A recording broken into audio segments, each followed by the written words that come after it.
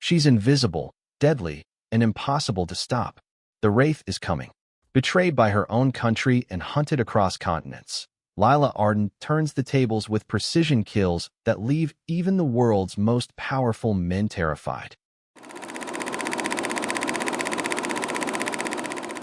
The bounty was set at $2 million, dead or alive. They called me the Wraith, because no one had ever survived long enough to describe my face. And yet, when 3 men with power beyond reason put a price on my head, they didn't realize they'd just signed their own death warrants. I'm Lila Arden, 29 years old, brown hair cut close to my skull for convenience, amber eyes behind lenses that let me see farther and sharper than most snipers could dream. For the past 3 years, I've been the most hunted person across 3 continents, not for stolen secrets, not for leaks or betrayals of government, but for efficiency. I kill precisely. I leave nothing behind. And anyone who claims otherwise? They're not alive to defend themselves. 28 confirmed kills. No witnesses. No mistakes. Systems fail when I need them to. Guards nod off in the middle of their shifts. Entire compounds go dark for just the right moment. I am a ghost, a shadow that moves through the world unseen. It wasn't always like this. 5 years ago, I was Captain Lila Arden of the U.S. Army Special Forces, a sharpshooter with more confirmed long-range kills than any other active female soldier in the records. 3 operations deep in hostile territory, 2 silver stars, a bronze star, and a career on track for major. That career ended in a single mission that was supposed to be routine. Eliminate a high-value target coordinating attacks on American troops. Intel solid. Target verified. Strike cleared at the highest level. 1,182 meters. I took the shot. Perfect, textbook. Through a narrow window. Bullseye. Only the man wasn't an enemy. He was a covert American operative sent to infiltrate the network I was ordered to destroy. The intel I had been fed had been doctored by someone desperate to erase him without leaving fingerprints.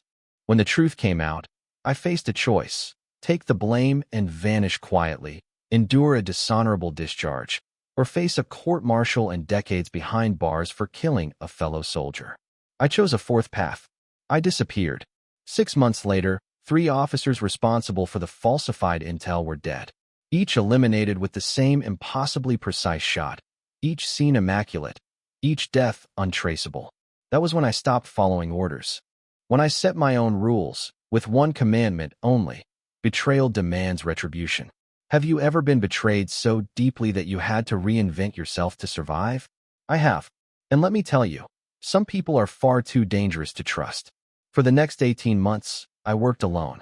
Targets were not random. Warlords exploiting children, arms dealers supplying terror networks, politicians fattening their pockets with human lives. My reputation in the shadows grew quickly, expensive, selective, and flawlessly dependable. When I accepted a job, the target didn't know it yet, but their fate was sealed. And then came the bounty. 3 men, 3 generals, pooling resources to put a $2 million price on my head. The irony wasn't lost on me. They revealed everything I needed: their names, approximate locations, photos for clear identification. They assumed someone else hunting me was a danger to them. They didn't realize the danger was already moving in plain sight. I read the encrypted announcement from a small cafe in Prague, smiled for the first time in months, and closed the laptop. They had just handed me my next assignment. General Alaric Voss was my first target. His fortress of a compound sat tucked into the Carpathian foothills, far from prying eyes, but with all the trappings of modern military excess. 3 layers of security, armed patrols around the clock, and air support ready to scramble within minutes. To anyone else, it was impregnable. To me, it was just another calculation. I had been studying him for months, even before the bounty went public. His routines were predictable: morning briefing at 7:15, outdoor inspections at 9 o'clock, lunch at precisely 12:03 in the mess hall. Habits like these made him human, vulnerable, and humans make mistakes. I arrived under the cover of a cold October dusk, blending with the shadows of the surrounding forest. My backpack carried a Barrett M82, 50 caliber, chosen for distance and precision. I set up a firing position on a ridge 2,347 meters from his command center. Every measurement was checked: barometric pressure, crosswind, temperature, even the Kerala's effect at that latitude. I remember breathing slowly, methodically, focusing on nothing but the target and the shot. Voss stepped out onto the balcony at 8:47 the next morning, following his routine like clockwork. I exhaled, squeezed the trigger, and the round tore through the crisp mountain air, striking him square in the chest. Instant. Silent. Perfect. By the time his guard scrambled, I was already kilometers away, moving with the calm certainty of someone who had rehearsed this moment countless times. News of Voss's death rippled through the intelligence networks faster than I could have hoped. Impossible shot, impossible kill, impossible escape. They all whispered the same thing: the Wraith strikes again. But there was no time to celebrate. I already had my eyes on my second target, General Farid Khanov. He was more paranoid than Voss, a man obsessed with security. He had moved into a subterranean bunker in the Balkan Mountains, ringed by guards and electronic surveillance. His paranoia made him predictable. Listening in through the ventilation system, I spent 6 hours gathering intel on his schedule, routines, and communications. He called satellite phones daily at 14:30, always from the same room in the bunker. That location would be his undoing. 2 days of careful planning and trajectory calculations later, I had a compact charge ready, engineered to descend a ventilation shaft and detonate precisely above him. The day of execution, I released it at 14:28. At 14 hours 30 minutes and 15 seconds, he answered his call. At 14 hours 30 minutes and 23 seconds, the charge detonated. The explosion was contained, but the result was absolute. Khanov was gone. I had already vanished before anyone realized what had happened. 2 targets eliminated in less than a week. The message was unmistakable. The Wraith does not run from a bounty. She collects it. Even now, as I sit in a quiet cafe in Vienna, scanning encrypted files for my next contract, I can't help but think about what comes next. There is one general left, the architect of the bounty, the man who thinks he can hide in his floating fortress far from prying eyes. Viktor Morozov. My patience has its limits, and he's about to learn exactly what that means. Viktor Morozov was different. Unlike Voss or Khanov, he didn't just rely on walls and guns. He had a floating fortress, a private yacht anchored off the coast of Montenegro, fortified with radar arrays, sonar nets, armed guards, and anti-aircraft systems. He had transformed luxury into an impenetrable military hub. Most people would have considered him untouchable. I didn't. 3 weeks before Khanov fell, I slipped into his network under the alias of Nadia Vasilyev, a communications specialist with impeccable credentials. Every certification, every reference, every digital footprint was forged, layered, and verified. By the time Morozov's paranoia pushed him to confine his crew, I was already embedded. Every day, I managed his communications, monitored systems, and earned trust. I memorized routines, layouts, habits, even the location of his private suite. He had no idea that the person he trusted most was the one planning his demise. The day came like any other. I watched him follow his morning ritual.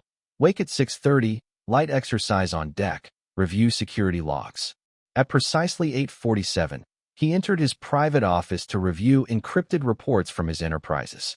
I knocked seconds later with a fabricated security alert. The moment his door closed behind me, I drew my silenced pistol. Viktor Morozov, I said evenly, voice calm, deadly. My name is Lila Arden. I believe you've been looking for me. He froze, the hand that had reached for an alarm button suspended midair. The Wraith, he muttered. Recognition flickered in his eyes, but fear did not fully settle, yet. You put a bounty on my head, I said. You broadcast my name to every thug, mercenary, and rogue operative on the planet. That was your first mistake. Morozov's expression hardened. It was business. You eliminated too many partners. It hurt profits. Business. I asked, voice sharp as a blade. You call trafficking, war profiteering, and betrayal business? I'm here to close the account. He gestured to the 12 armed men on board. Even if you kill me, you won't leave alive. My ship is fortified beyond imagining. I glanced at my watch. In about 30 seconds, your engines will fail catastrophically. Alarms blared through the vessel as lights flickered red.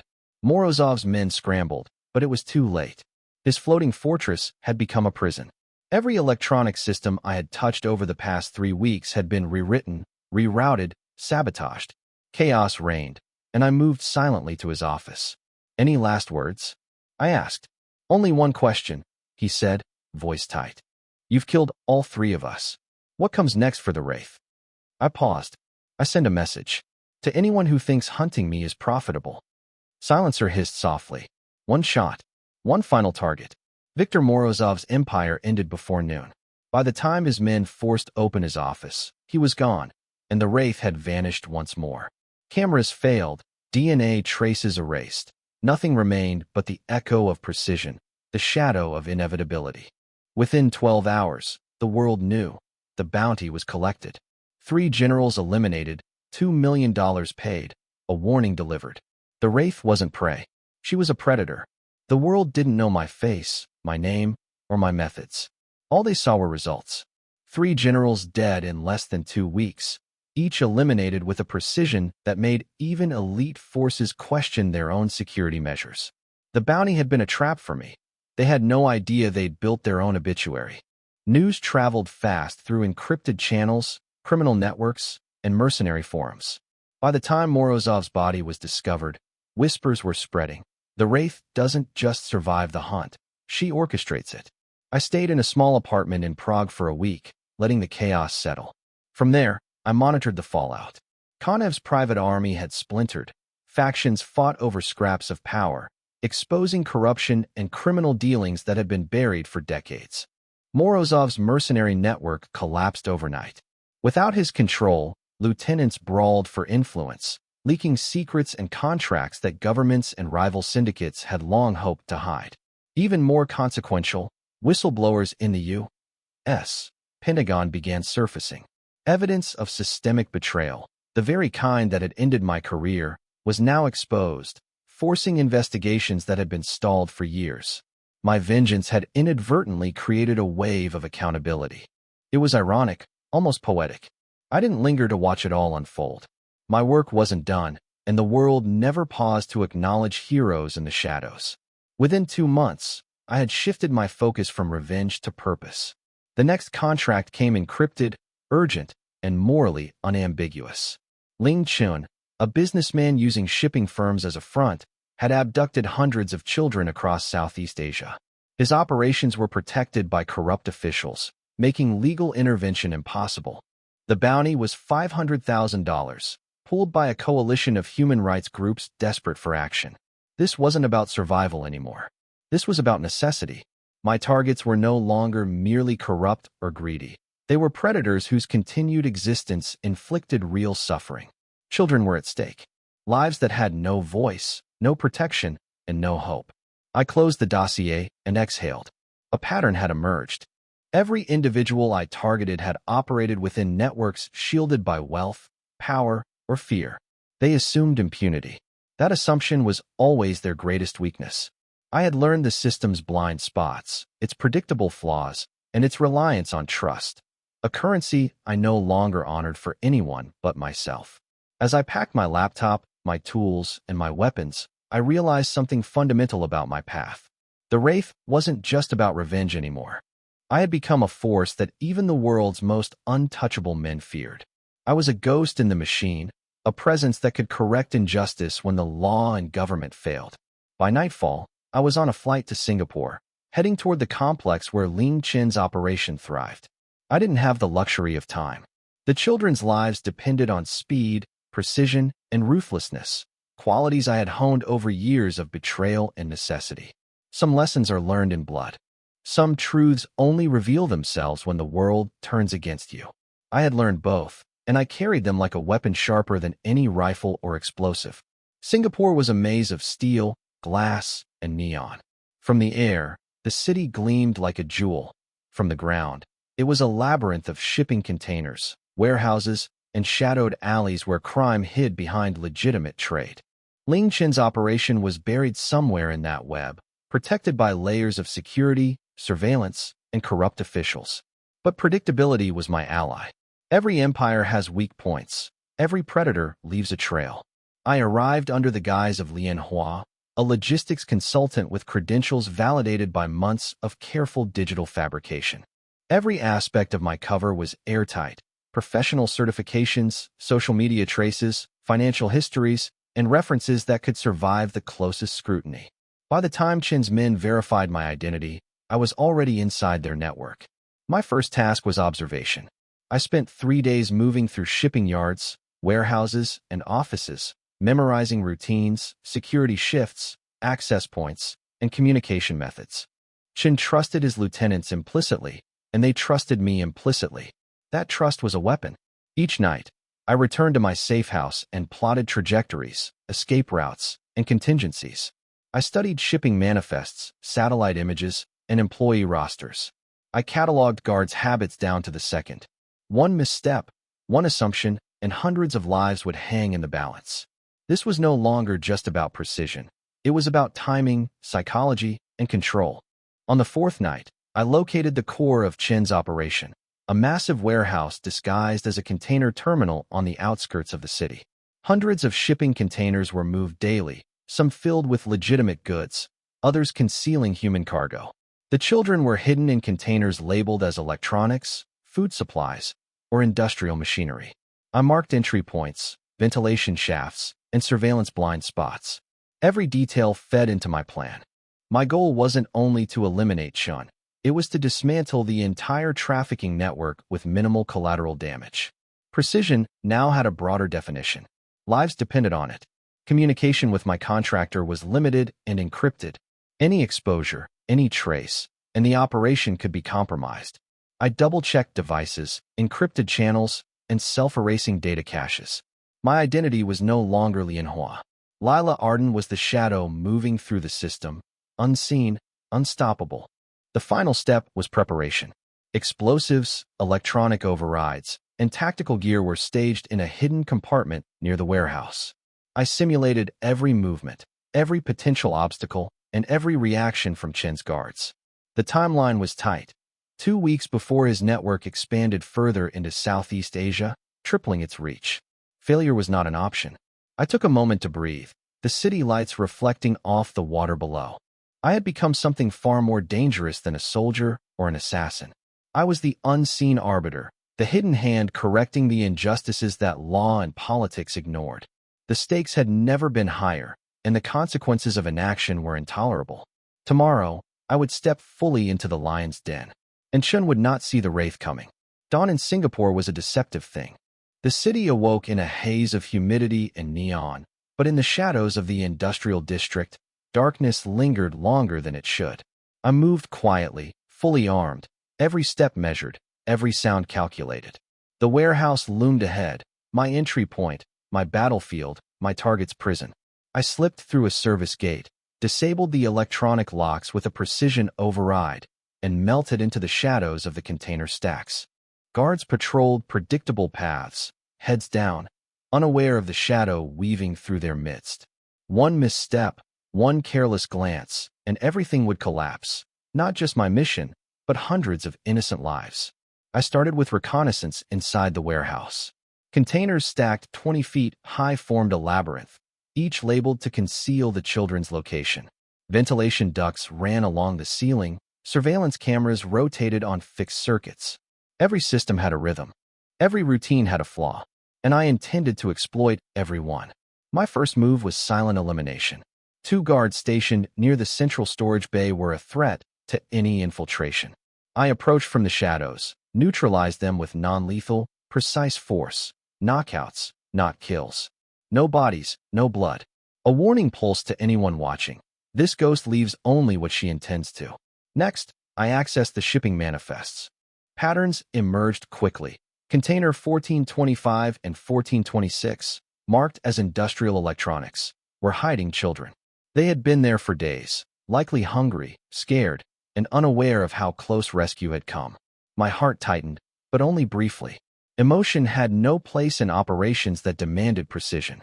I rigged the containers with electronic trackers and remote access panels. My plan was surgical. I would disable security systems momentarily, extract the children, and neutralize Chin's inner circle before anyone knew I had been inside. Timing was everything. Hours passed. I moved through the warehouse like a ghost. Security cameras blinked. My overrides masked my presence. Patrols passed. unaware that the threat was already inside. Each step brought me closer to the containers, closer to the children, closer to the reckoning Chun would never see coming. By evening, I had completed Phase 1. Location confirmed, security loops compromised, extraction routes mapped. The warehouse now moved according to my rules, not Chen's. He had no idea the Wraith was here, or how close he was to losing everything he had built. Sitting on the edge of a container, reviewing blueprints and timing circuits, I allowed myself a brief moment of reflection. This wasn't revenge. This wasn't bounty collection. This was justice, the kind that the law, bureaucracy, and politics could never enforce. Tomorrow, I would move in fully, dismantle the operation, and rescue the children. Every calculation, every observation, every quiet hour spent in shadows had led to this. Chen's empire would crumble, and those children would finally taste freedom. Night had fallen over Singapore, but the warehouse district remained alive with faint hums of generators and shifting containers. I moved like a shadow, blending with darkness, silent and purposeful. The trackers I'd placed earlier confirmed the location of the children. Inside containers 1425 and 1426. Each movement was calculated. Every second mattered. I bypassed the remaining security measures with careful precision. Motion sensors blinked uselessly as I rerouted signals. Cameras looped old footage, and guards continued their patrols without realizing anything had changed. Every route I had memorized months ago now dictated the flow of the operation. I was both inside and outside, seen by none, expected by no one. The containers themselves were locked with industrial-grade mechanisms. A few moments of careful work and my electronic override dissolved the barriers. The doors swung open quietly, and I found them. 30 children, eyes wide with fear, trembling in the dim light, their small hands gripping one another. "Shoo," I whispered. "You're safe now." It took time to earn their trust. One by one, I led them through the shadowed aisles toward the extraction point I had mapped earlier, a series of side exits that would take us beyond the perimeter unnoticed. Every movement had to be perfect. One misstep could mean death for all of us. Then came Chen's men. They had noticed minor anomalies. Cameras looped, doors unlocked, but they hadn't seen me. Their search was systematic, but I had already anticipated their patterns. A few quick incapacitations, precise and silent, and the threat was neutralized. No one screamed. No one died. At least, not tonight. As we moved through the final corridor toward freedom, I felt the weight of the operation settle around me. This was what it meant to be the Wraith. Not just a shadow of vengeance. Not just an invisible agent of death, but a force capable of correcting atrocities that the system ignored. Outside, the night air was humid, heavy with the scent of salt from the nearby harbor. A small transport van waited, innocuous, unmarked. I loaded the children carefully, ensuring that the youngest and weakest were secure. My pulse was steady, my mind clear. Every calculation, every risk assessment had led to this moment.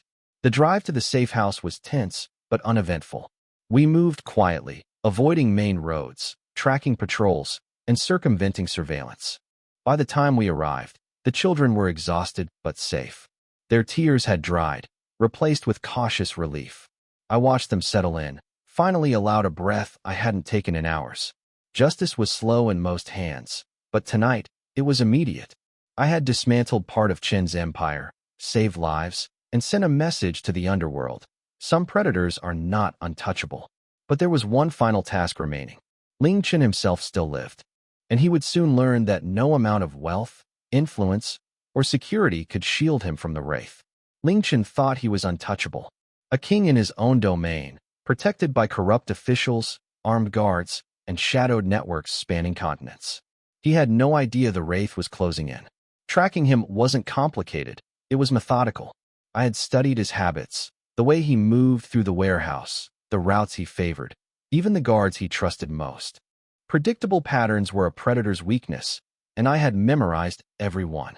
Chen's personal office was a glass and steel fortress inside the warehouse complex, shielded by biometric locks and armed guards. To most, it was impenetrable. To me, it was just another calculation. I approached under cover of night, using service tunnels I had mapped weeks before. The children were safe at the safe house, but my focus remained razor-sharp. Every sense was heightened. The hum of generators, the slight vibration of floors, the distant chatter of guards. One misstep, and hundreds of lives could be at risk. A guard rounded a corner. I neutralized him silently, slipped his body into a shadowed alcove. The biometric lock required fingerprints and retinal scans. I had anticipated this. A custom override, carefully timed, allowed me entry without triggering alarms. Chun was inside, pacing the room, unaware that the predator he had feared most was already inside his inner sanctum. He turned sharply as I stepped from the shadows, recognizing me instantly. "Lila Arden," he hissed. "The Wraith." I leveled my pistol, voice calm, unflinching. "Your reign ends tonight. Every life you've taken, every child you've endangered, you've left me no choice." He smirked, reaching for an alarm. I anticipated the movement and fired. The shot was silent, precise. The gun in his hand dropped, useless. His guards stormed in moments later, but the element of surprise, combined with their confusion, gave me control. Within minutes, Chun was restrained, unable to escape, unable to negotiate. I searched his office quickly, securing evidence, shipping manifests, communications logs, transaction records. Everything that tied him to the trafficking network and corrupt officials would be used to dismantle his empire permanently. "You underestimated me," I said, standing over him. "You assumed fear and wealth could protect you. You were wrong." Chun swallowed hard, realizing fully that no amount of power could shield him from the consequences of his actions. I left him bound, evidence collected, and a message to authorities encrypted in a secure drop. By dawn, his empire would crumble, his accomplices exposed, and the children he exploited freed. The Wraith does not kill without reason. Tonight, Chun would face justice, not my vengeance, but the full weight of accountability he had avoided for so long. By sunrise, the warehouse was silent. Ling Chen's empire lay in pieces, dismantled not by armies or governments, but by a single shadow moving with precision and purpose. The children were safe, transported to secure locations under the care of authorities who could finally act without corruption obstructing them. I watched from a rooftop across the harbor, distant enough to be unseen, close enough to witness the first cracks in Chen's network. His lieutenants argued over control, shipments were intercepted, and corrupted officials suddenly found themselves under scrutiny. The Wraith's work did more than save lives. It sent ripples through the underworld, disrupting the machinery of crime itself. It was ironic. My path had begun with vengeance, fueled by betrayal and the collapse of my own career. And yet here I was, 6 months later, realizing that my actions could bring about something far larger than personal justice. I had become a force of systemic correction, stepping into the void where law, politics, and morality failed. The encrypted message I had left for authorities contained every piece of evidence necessary to prosecute Chun and dismantle his network. It was methodical, precise, untraceable back to me, but devastating in its effect. Every piece of paper, every transaction, every hidden ledger would now see the light of day. And yet, despite the success, I didn't linger. My role wasn't to bask in recognition. The Wraith doesn't seek glory. She ensures justice in the shadows and disappears before anyone can take note. There were other missions, other threats, and the world never paused for those who acted unseen. As I returned to my safe house, I reflected on how far I had come. Betrayal had forced me to reinvent myself, to step beyond the rules and constraints of the systems that once failed me. The Wraith was not simply a product of vengeance. It was the evolution of someone unwilling to watch injustice persist. For a moment, I allowed myself a rare thought. Perhaps there was purpose in being unseen. Perhaps, in the shadows, I could achieve what the world's institutions could not. The world would never know my name. But for those whose lives had been destroyed, stolen, or threatened, my presence had made all the difference. The Wraith had become more than a legend. She had become a protector. And that was enough. Months passed, and the world continued unaware of the lives I had saved, the empires I had dismantled, or the predators I had erased. The Wraith was a ghost in the system, leaving only ripples behind. I sat in a quiet cafe in Tallinn, scanning encrypted files on a laptop that would dissolve itself if compromised. The streets outside were alive with movement, oblivious to the invisible war waged in the shadows. A new contract flashed on my screen. Another predator, another network exploiting the vulnerable. The details were grim, the timeline tight, the stakes unbearably high. I leaned back, letting the hum of the city fade into background noise. I had come a long way from the soldier who had been betrayed, whose career ended with a mission manipulated from within. The Wraith wasn't born from choice. It was forged in fire, betrayal, and necessity. Yet, the path I walked was not one of mindless revenge. Each target I chose now had purpose. Every operation I executed saved lives, disrupted corruption, or exposed criminal networks. I had learned that precision and patience were not just tools, they were instruments of change. I closed the dossier and slid the laptop into my bag. My tools, my weapons, my carefully curated identity, everything was ready. The Wraith was always ready. Some people operate in the open, celebrated for their victories. I operated in the shadows, unseen and unacknowledged. But the results were undeniable. Innocent lives protected, corruption exposed, predators held accountable. The world would never know the Wraith's name, and that was the way it had to be. Recognition was a luxury reserved for those with time to wait. I had no such time. As I walked out of the cafe, blending into the crowd, I reflected on what it meant to be the unseen protector. Justice rarely moves quickly. Systems rarely correct themselves. But when the Wraith moves, consequences are swift, precise, and inevitable. The world would continue, oblivious to the predator who guarded it. But I would continue as well, methodical, invisible, unstoppable. Wherever injustice thrives, I would be there, striking from the shadows. Sometimes the only way to protect those who cannot protect themselves is to exist outside the system, beyond the rules, untouchable and relentless. The Wraith was back on the job, and the world, though unaware, was safer for it. I disappeared into the night, already planning my next move, my next strike, my next mission. The unseen force that moved beyond borders, beyond laws, and beyond fear. The Wraith would always be one step ahead. And that was enough.